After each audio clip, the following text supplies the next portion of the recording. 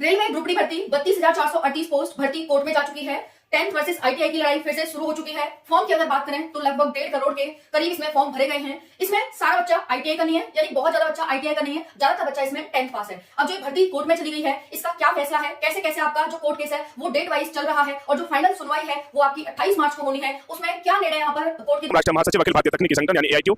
साथियों, जैसा कि आप लोग जान रहे हैं कि 28 मार्च को रेलवे ग्रुप डी के मामले में आईटीआई के पक्ष में एक बहुत बड़ा फैसला दिल्ली हाईकोर्ट के माध्यम से दिया जाना है, जिसमें डेट लगी है 28 मार्च। और हम सभी लोग उस दिन का इंतजार कर रहे हैं कि 28 मार्च को माननीय न्यायालय की तरफ से आईटीआई के बच्चों को राहत भरी खबर मिलेगी। और रेलवे ग्रुप डी के मामले में आईटीआई को मिनिमम क्वालिफिकेशन में, जैसा कि रेलवे के द्वारा बार बार कहा जा रहा था, वो सारी चीजें रेलवे को परखनी होंगी और जो नोटिफिकेशन दिया था उसी के आधार पर संभव है कि आपको जॉब मिलेगी। इसी के बीच में मैं साथियों दिल्ली जा रहा हूँ। मुझे वकील साहब का फोन आया था और मैं कई मुद्दों को लेकर के, कई सारी प्रॉब्लम्स, कोई इशू है उसको लेकर के, पिटिशनर को लेकर के, तो मैं भी दिल्ली के लिए निकला हूँ। और ये वीडियो बनाने का मेरा उद्देश्य ये है कि जैसा माहौल सोशल मीडिया के ऊपर में काफी दिन से चल रहा है, मुझे हजारों बच्चों के मैसेज आ रहे हैं और वो कह रहे हैं कि सर नहीं, इस लड़ाई में हम आपके साथ हैं। बेटा, आप हमारे साथ में हैं इस लड़ाई में, ये पूरी तरीके से हमको मालूम है। और ये मान लीजिए कि आपकी जो लड़ाई है वो अंतिम समय तक वो लड़ी जाएगी। इस लड़ाई में कौन साथ में है, कौन साथ में नहीं है, अगर जो लोग साथ में थे, जो लोग साथ में हैं, अगर वो नहीं भी रहेंगे, तब भी इस लड़ाई को एआईटीयू के माध्यम से मुकाम तक पहुंचाने का काम किया जाएगा। और उसको लेकर के ही मैं पूरी तरीके से तत्पर हूं। और मैं आपको विश्वास दिला सकता हूं केवल कि आपकी जो लड़ाई है, आप वो लड़ाई जीतेंगे और उस लड़ाई को अंतिम दौर तक हम लोग लड़ेंगे। आपके सहयोग से उसको लड़ेंगे। अब जो टीचर्स में लगातार सहयोग में बने हुए हैं, उन सबके सहयोग से हम लोग इस केस को आगे लेकर के जा रहे हैं। और आगे भी आपको जो भी अपडेट होगी केस को लेकर के, वो हम निरंतर देते रहेंगे। मैं पीछे 2-3 दिन से थोड़ा सा व्यस्त था, कई सारे कार्यों को लेकर के, केस के कई सारे मामलों को लेकर के, कई सारे पॉइंट केस में अभी नए ऐड हो गए। और दूसरा मैं बताना चाहता हूं कि कुछ लोगों ने माहौल बनाना प्रारंभ किया है 10th वालों के पक्ष में।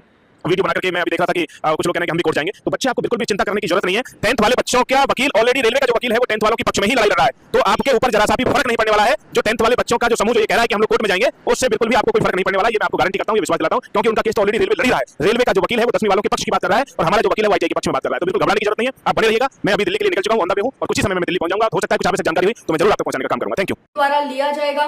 बाकी रेलवे का इसमें क्या हैंड है, रेलवे के द्वारा कौन सी गलती हुई है जिसकी वजह से 10th वालों को दिक्कत हो सकती है।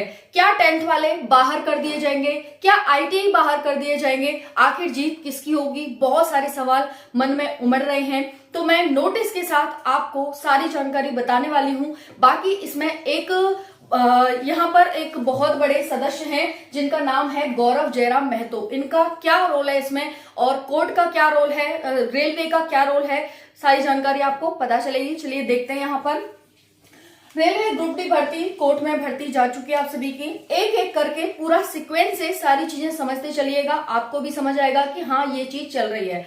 बहुत सारे साथी, मतलब 1.5 करोड़ फॉर्म है, तो ऑब्वियसली सभी मोस्टली साथी इससे संबंध रखते हैं, क्योंकि 10th तो हर कोई करता है, आईटीआई हर कोई नहीं करता है, ठीक है। लेकिन दोनों ही बच्चा भारत का है भाई, दोनों ही बेरोजगार है, तो रोजगार तो मिलना चाहिए। अगर बच्चा 10th कर रहा है वो भी नौकरी के लिए, आईटीआई कर रहा है वो भी नौकरी के लिए, फालतू में तो कोई नहीं कर रहा, ठीक है। और ऐसा भी नहीं है कि भाई भारत में ऐसे बेरोजगारी खत्म हो गई है, किसी को नौकरी की जरूरत नहीं है, ऐसा है नहीं। चलिए देखते हैं। यहाँ पर जितने भी साथी नए हैं चैनल को सब्सक्राइब कर लेना, वीडियो को लाइक कर देना, आगे आपको अपडेट्स मिलती रहेंगी। और बाकी 28 मार्च को क्या हुआ कैसे हुआ वो भी आपको पता चल जाएगा। देखिए, हम बात करेंगे इसमें रेलवे की, ठीक है जी, रेलवे की बात करेंगे। उसके साथ साथ हम बात करेंगे यहाँ पर हाई कोर्ट की, उसके साथ सुप्रीम कोर्ट की बात करेंगे। और यहाँ पर ये जो गौरव जयराम महतो हैं, इनका क्या रोल है ये भी है इसमें। गौरव और आईटीआई वर्सेस 10th तो इसमें मोस्टली है, ठीक है, ये तो मेन रोल प्ले ही कर रहे हैं। देखिए क्या हुआ, 6 मार्च 2025 को इसमें सुनवाई होती है और जो आपका केस है वो ट्रांसफर कर दिया जाता है दिल्ली हाई कोर्ट को, ठीक है। ओके, अब ये कहानी कैसे शुरू होती है, देखिए हुआ क्या था। 28 दिसंबर 2024 को आपका शॉर्ट नोटिस आता है रेलवे ग्रुप डी भर्ती का। अब होता क्या है कि कोई भी शॉर्ट नोटिस है भाई रेलवे के द्वारा जारी किया जा रहा, कोई छोटी मोटी संस्था तो है नहीं, एरा गैरा तो है नहीं, इनके द्वारा नोटिस जारी किया जाता है। और उसमें क्या है, यहाँ पर आईटीआई लागू था 10th में। जब 28 दिसंबर को नोटिस आता है शॉर्ट नोटिस में, आईटीआई पास इसमें अप्लाई कर सकते थे, नोटिस में ये था। तो काफी भूकंप भी मचाता, आपको पता ही है कि भाई सिर्फ आईटीआई वाले भर पाएंगे ग्रुप डी में, ये वो फलाना ठिकाना। तो भाई चलो कोई बात नहीं, सभी साथी बहुत परेशान हो गए थे जो 10th वाले हैं कि भाई सिर्फ आईटीआई रहेंगे। तो 28 दिसंबर को शॉर्ट नोटिस आया, वैकेंसी रिलीज हो गई मान लो, और जिस दिन शॉर्ट नोटिस आता है उस दिन ये हो जाता है कि भाई आपका नोटिस आ चुका है, इसमें जो जो चीजें बताई गई हैं वही आपकी मान्य होंगी, आगे वही चलने वाली है पूरी भर्ती तक, ठीक है भाई। अब क्या हुआ इसमें, लेकिन एक केस है सुप्रीम कोर्ट का ऑर्डर है, ये केस है तेज प्रकाश पाठक वर्सेस राजस्थान हाईकोर्ट का। ठीक है, इसमें सुप्रीम कोर्ट ने सुनवाई करते हुए ये कहा कि भाई जब भी कोई नोटिस आप जारी करते हो पब्लिक डोमेन में आ जाता है, क्योंकि ये शॉर्ट नोटिस था, हर वैकेंसी का शॉर्ट नोटिस आता है तो पब्लिक के लिए तो आता है वो, तो ये पब्लिक डोमेन में आ चुका था, यानी पब्लिक हो चुका था। तो पब्लिक डोमेन में आने के बाद आप किसी नोटिस में बदलाव नहीं कर सकते। अभी तक आपने ये देखा। अभी 28 दिसंबर की बात हो रही है, सुप्रीम कोर्ट की पहले उसकी केस की बात हो रही है। 2 जनवरी को आपका फाइनल नोटिस आ जाता है ग्रुप डी भर्ती का कि भाई इसमें क्या होता है। अभी तक सिर्फ आईटीआई थे आप देख रहे हैं, लेकिन इसमें क्या हो जाता है 10th पास को भी अलाउ कर दिया जाता है कि 10th पास और आईटीआई लगा दिया जाता है।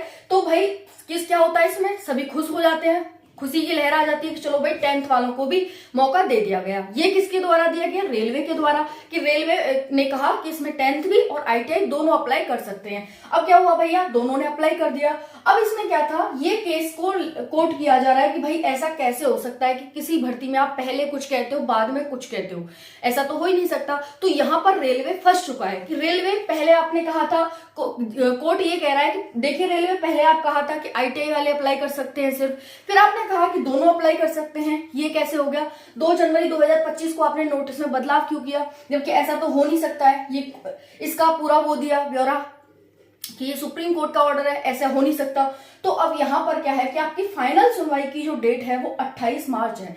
देखिए 1.5 करोड़ फॉर्म है, मोस्टली बच्चा 10th पास है, आप भी जानते हैं। ठीक है, अब यहाँ पर आपको लगता है कि भाई बहुत सारे आपने सुना होगा क्या भर्ती कैंसिल होगी, क्या सिर्फ 10th वाले इसमें रहेंगे, क्या सिर्फ आईटीआई वाले रहेंगे, और यहाँ पर क्या पोस्ट इंक्रीज होंगी। जो ये है गौरव जयराम महतो, ये आईटीआई वालों के पक्ष में है कि इसमें आईटीआई वालों को ही मौका मिलना चाहिए, 10th वालों को नहीं मिलना चाहिए। ये कह रहे हैं कि ये जो जयराम महतो है सिर्फ आईटीआई वाले की जीत होगी, और ये इन्हीं की तरफ से, आईटीआई वालों की तरफ से ही जज मतलब वकील हैं, और इन्हीं का ये कोर्ट केस लड़ रहे हैं। ठीक है, और ये छोटे मोटे नहीं, ये एआईटीओ हैं। ओके, एआईटीओ हैं ये, और इस 10th वालों की, और 10th वालों की तरफ से रेलवे है, आईटीआई वालों की तरफ से ये हैं। ओके, अब इन दोनों में दोनों के वकील अपना, कोर्ट ने कहा है कि 22 मार्च तक आप अपना एक्सचेंज कर लो, हालांकि 22 मार्च कल निकल चुकी है। अब 28 मार्च को सुनवाई है, तो बहुत सारे मन में डाउट्स आ रहे होंगे कि भर्ती कैंसिल हो जाएगी, 10th वाले आईटीआई किसके जाएगा। तो देखिए इसमें 2 बीच के रास्ते हैं। ठीक है, बीच का रास्ता क्या है, बीच का रास्ता है, अब देखो इतनी बड़ी भर्ती को कैंसिल करना भी कोई मामूली खेल नहीं है। 1.5 करोड़ बच्चा है, इतना भी इजी नहीं है कि भाई कैंसिल कर दो, है ना। और ऐसा भी नहीं है कि 1.5 करोड़ भर्ती पर सिर्फ आईटीआई वाला ही हो जाएगा। आप मुझे बताओ, क्या 1.5 करोड़ बच्चा है आईटीआई? नहीं है भाई, आईटीआई हर कोई नहीं करता। मेरे आसपास ही भाई मैं 4-6 गली छानूंगी जब मुझे एक बच्चा मिलेगा, लेकिन 10th मेरी गली में हजारों मिल जाएंगे, है कि नहीं। तो भाई ये अगर 1.5 करोड़ वैकेंसी अगर रेलवे में सिर्फ और सिर्फ 10th पास वाला बच्चा, आईटीआई वाला बच्चा आएगा, तो 10th वाला कहाँ जाएगा। रेलवे ग्रुप डी की वैकेंसी की तैयारी करता है भाई, जो गरीब घर का बच्चा होता है कि भाई चलो 10th पास में वैकेंसी आएंगी, अप्लाई कर देंगे। तो इसमें ऐसा भी नहीं है कि 10th वालों को बाहर निकाल दिया जाएगा, 10th वालों को फेंक दिया जाएगा। आप ही बताओ मुझे, ऐसा तो है नहीं भाई।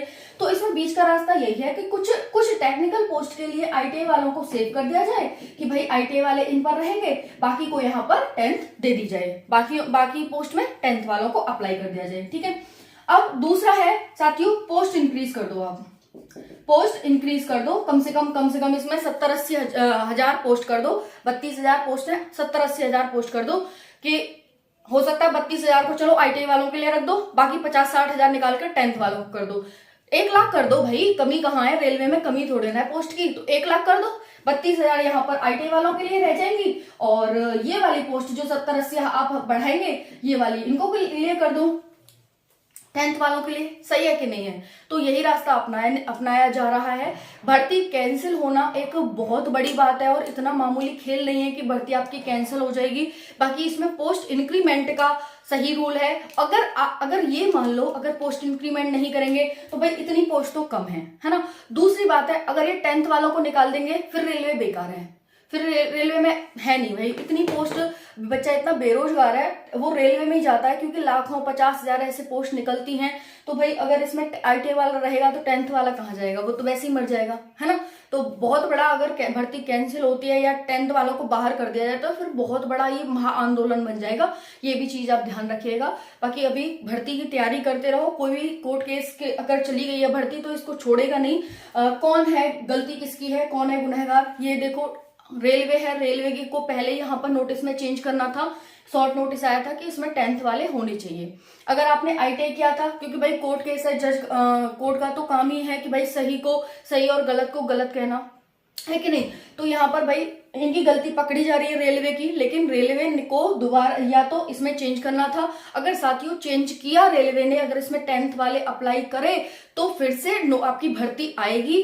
हो सकता है कि कैंसिल हो जाए और फिर से भर्ती आए और फिर से उसमें 10th और ITI आपका बोला जाए कि ये वाली पोस्ट है वो ITI के लिए रहेंगी और ये वाली पोस्ट 10th के लिए रहेंगी। समझ गए ना।